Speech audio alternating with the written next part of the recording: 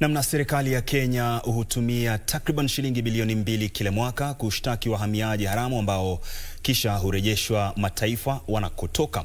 Hayo ni kulingana na ripoti ya uchunguzi uliofanywa na shirika la kitaifa la kutetea haki za binadamu, ambao pia imebaini kuwa kuna zaidi ya wahamiaji 2,000 wanaozuiliwa katika jela tofauti humu nchini na ambao haki zao zinakiukwa, hususan uhuru wa kutangamana.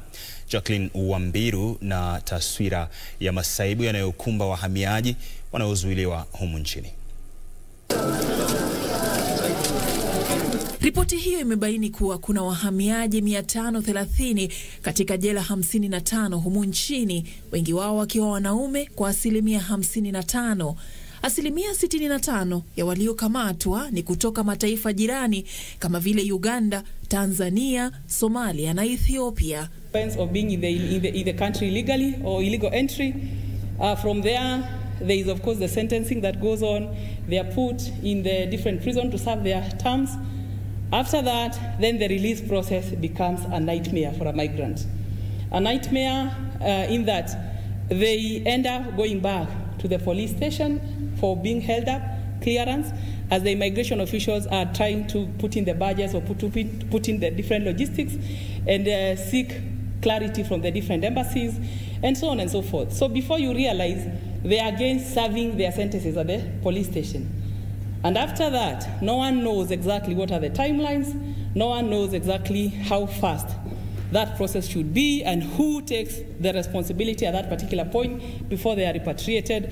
And the story goes on how the repatriation goes on from one point to another. Ripoti hiyo pia imebaini hali tete inayowakumba watoto walio vizuizini, kukiwa na takribani watoto 8,831 kinyume na idadi inayokubalika kwenye vizuizi hivyo vya watoto ya 6,309. 1% of the children in those institutions were migrants. These were children who were non-Kenyan, but you could not delve deeper into interviewing them for purposes of, number one, we had issues of the language barrier, but also the aspects of the trauma, just safeguarding the children from the trauma. Yamkini wahamiaji 700 walio kizuizini wanakabiliwa na mashtaka ya uhamiaji kama vile kuwa nchini kwa muda mrefu na kutokuwa na stakabadhi muhimu za usafiri, hali ambayo sasa shirika hilo la kutetea haki linataka serikali kubuni sera mbadala ya kushughulikia wahamiaji badala ya kuwashtaki na uhalifu kwenye mahakama za humu nchini. A lot of migrants in prisons were detained for being in the country without proper documentation.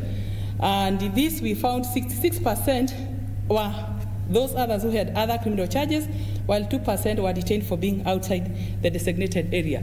Again, that speaks to the element of the refugees and the asylum seekers who are either asked to stay in a certain specific designated area and they end up moving from that. Tume hiyo pia ilihoji ukosefu wa sehemu za kuwazuia wahamiaji wanaposubiri kurejeshwa makwao. Think about migrants with other criminal offenders. An issue again that someone could really ask, what else can we do? Do we have alternatives? Do we have options? Aidha, ripoti hiyo imeonyesha kuwa maafisa wa polisi hukumbwa na changamoto nyingi wanaposhtaki wahamiaji hao, kama vile mawasiliano, msongamano kwenye seli, miongoni mwa nyingine. Na ili kutatua shida hiyo, tume hiyo sasa inapendekeza kubuniwa kwa sera maalum za kushughulikia wahamiaji, kama vile mfumo binafsi wa kuwashtaki ili kusaidia waathiriwa wa ulanguzi wa binadamu kutokana na unyanyapaa, utoaji mafunzo na kanuni mbadala za kuwazuilia. Our recommendation there is the need for development of alternative to detention guidelines.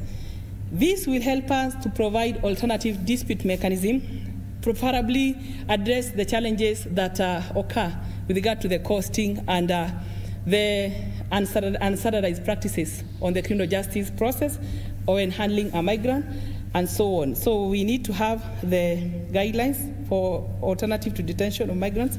Utafiti huo ulinuia kubaini hali ya wahamiaji wanaozuiliwa nchini, idadi yao, uwepo wa ukiukaji wa haki za kibinadamu dhidi yao na gharama ya kuwazuilia kwa serikali.